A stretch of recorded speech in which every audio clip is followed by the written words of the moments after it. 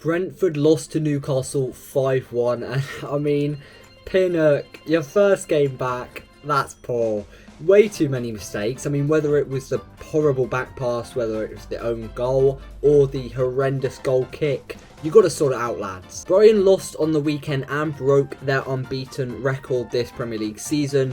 But midfielder McAllister deserves a whole bunch of praise due to his fight and vision that I've seen week in, week out. I'm going to say for Brighton to dominate and create chances in a 2-0 win that will sure be one to watch. What an episode, lads. Trust me, you're going to want to watch all of this to see some strong opinions and wacky scores. It's quite sad that I have to say this, but after 7 defeats out of 8, I think it's time now where Leicester should be dropping Jamie Vardy.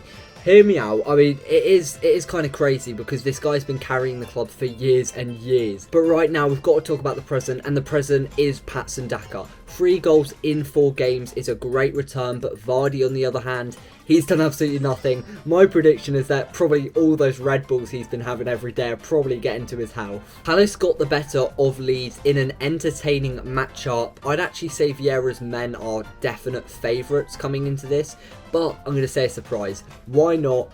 It's a prediction video. There's got to be some shockers, and I'm going to say 1-1. I've just got that feeling that, you know, Leicester, with the quality they have, could, you know, stand a chance against a side like Palace. Wolves defensively remind me of Bert from Horrid Henry, but can create magic going forward and in the build-up play. Nunes in particular, the new signing from Sporting, has impressed me in basically every single game I've watched of this guy due to his on-the-ball skill and his progressing of the ball. Steve Cooper, obviously the Nottingham Forest gaffer, did sign a new big money contract, keeping him at the City ground till 2025, and maybe, just maybe, it can give them a boost and potentially they could get a point here. Forest need to use tactical play to outwit a side like Wolves, seeing as they're managerless. I'm actually going to say for that to happen, and I'm going to say a similar score, well, the exact score as the last game, 1-1. Pretty balanced, but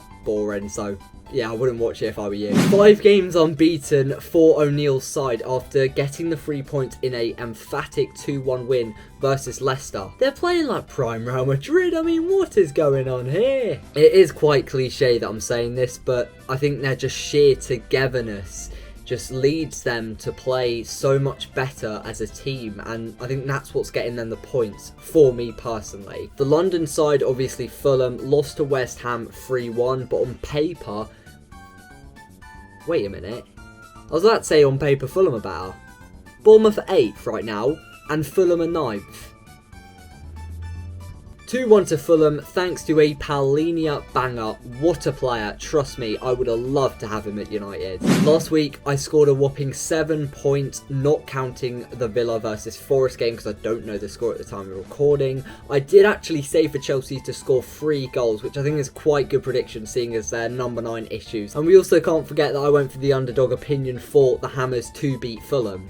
Spurs got a 1-0 win against Brighton, and what's really impressive for me, which most people won't look at, is the clean sheet. The back three, they stood their ground, and that's something Everton surely have to be scared with, seeing as some of their attackers aren't on the best of form, such as a Calvert-Lewin. Everton lost to United 2-1, ending their, I think, 6-game unbeaten run, which was pretty impressive for Frank Lampard's team, and I actually think many of you will be surprised to hear this, but for me, it's a close one. I know Spurs are an absolute unit at the moment under Conte, but I did say 6-game unbeaten run. Morpay, my absolute brother, if you know, you know, will score on the day, making it 1-0 to Everton in a game where Spurs will be very frustrated to not get anything, literally nothing, out of Kane and Son.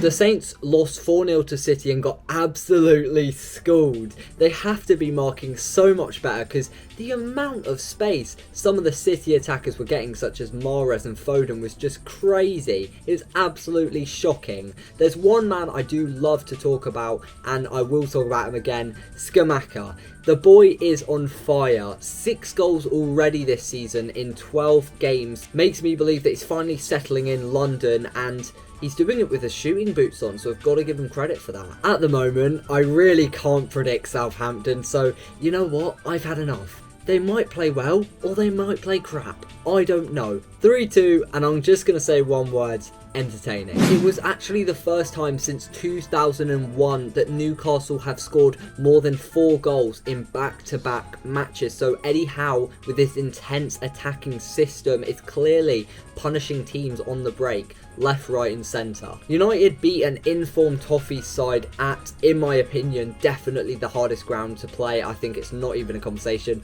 Goodison is the hardest ground to go to. 2-1. In particular, the man Anthony has literally scored in every single Premier League match so far, and you know what? He's scoring again. I'm going to say it. After 2 goals last week, Bruno Guimaraes deserves so much more praise. He is a world-class CDM in my opinion, and the only reason he is not playing week in, week out for that Brazil side is due to Casemiro. If any other CDM was there, I guarantee that Bruno Guimaraes would be starting. 2-1 to United. Gotta back the boys. This game just seems so predictable, with Arsenal keeping up their wins and currently in first.